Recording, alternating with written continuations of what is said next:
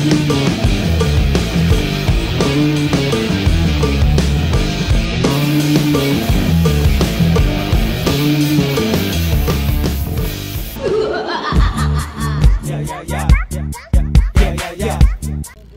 what is up everyone? So for today's video mga lods ay samahan nyo nga kami sa lakbay namin ng papuntang Taguig. So North Caloocan ay bumahay kami papuntang Taguig para magpa-full maintenance ng motor. Makalipas ng 1 oras at kalahating biyahe namin ay nakarating na kami dito sa Taguig Central Signal.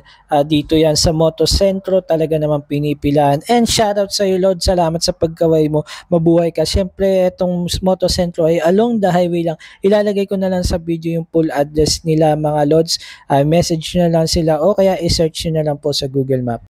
So dito nga mga lods ay nagbigay na nga ng number. So yung mga nauna pumila dyan, sila yung number 1 at yan, ganyan. At kami ay pan number 10. So ayan, huwag kayong mag-alala mga lods dahil madami silang mekaniko at 3 yung branch nila. So yung dalawa ay para sa mga magpa-full maintenance, yung isang branch naman nila ay para po sa magpapa-remap. Isa nga sa mga nagustuhan ko dito sa Motosentro maliban sa mga recommendation sa comment sa Facebook page nila ay meron silang diagnosis tools katulad niyan. So bago nila i-full maintenance ang ating motor, i-check po muna nila kung pasok ang motor mo sa pagpo-full maintenance. So kung hindi naman mga lods ay i-basic maintenance lang nila.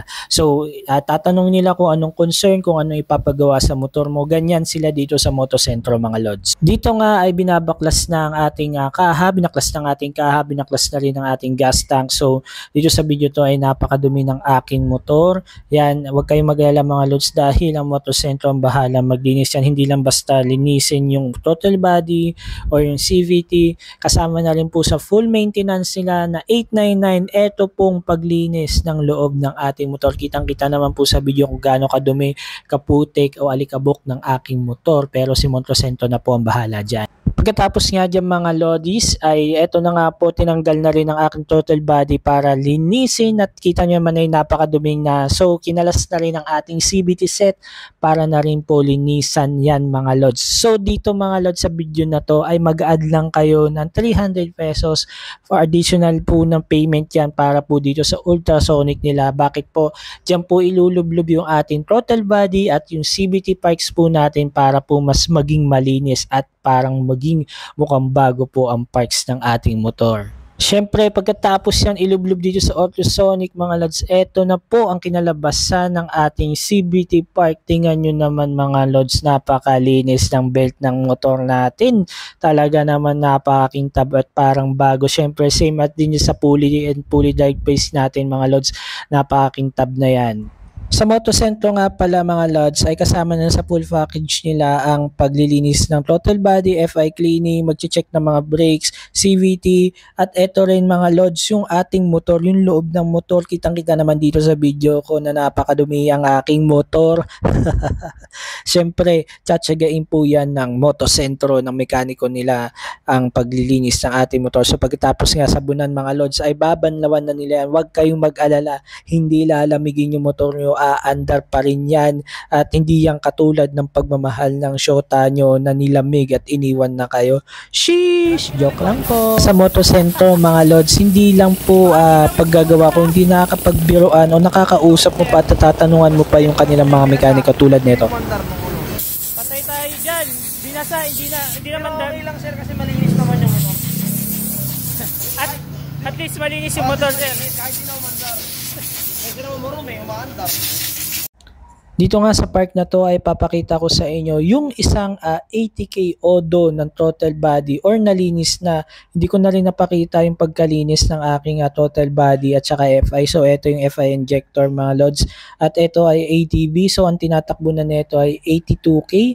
So ito ay ginagamit bilang pang food panda. Yan. So araw-araw na biyahe. So around mga 8 to 10 hours din yung biyahe niyan. At ito po ang kanyang throttle body nung nalinis na. So wala din akong video nung tinanggal to, napakadumi pati yung akin nakalimutan ko. Pero tingnan nyo naman 82K mga lods. Sobrang dumi daw niyan nung tinanggal pero tingnan nyo naman ngayon mga lods. Grabe kalinis. So sulit na yung 300 pesos natin na bayad para doon sa ultrasonic pero tingnan nyo naman mga lods yung loob.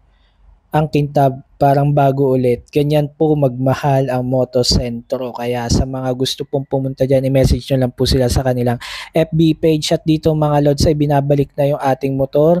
At tapos na linisan. Kita nyo naman ang kintab na ng motor ko. Kanina mukhang may agiw-agiw at talikabok na. Pero ngayon naman napakalinis na. Pati yung gas tank po sa labas ay nilinis na. Dito ay kinakabit na ulit ang ating motor at tapos na po natin yan malinisan at ipa-full maintenance at ibabalik na po yung mga kaha niyan mga lods.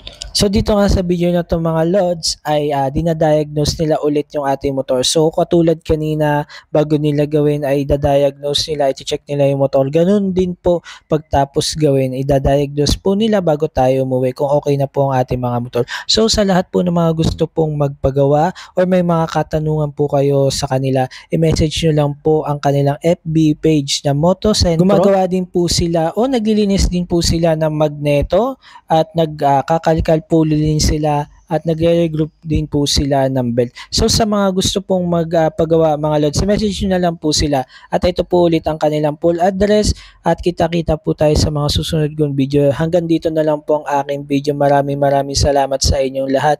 God bless po sa inyo.